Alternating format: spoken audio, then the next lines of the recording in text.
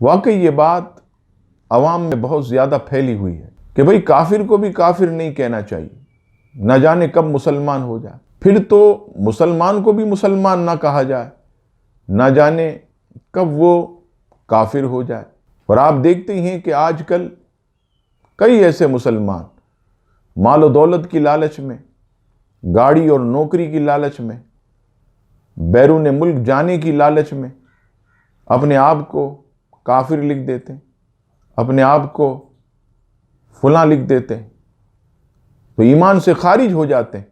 تو پھر تو مسلمان کو بھی مسلمان نہ کہا جائے، نہ جانے کب کافر ہو جائے۔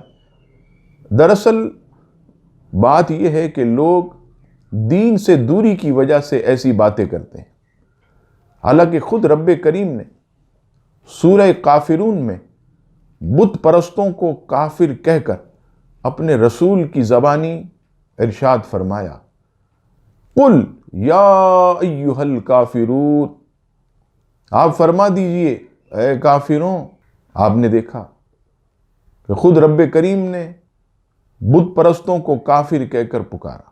اچھا، منع کس چیز سے ہے؟ منع اس چیز سے ہے کہ آپ کسی غیر مسلم کو یوں نہ کہیں، اے کافر ادھر آ، اے ہندو ادھر آ، اے یہودی ادھر آ۔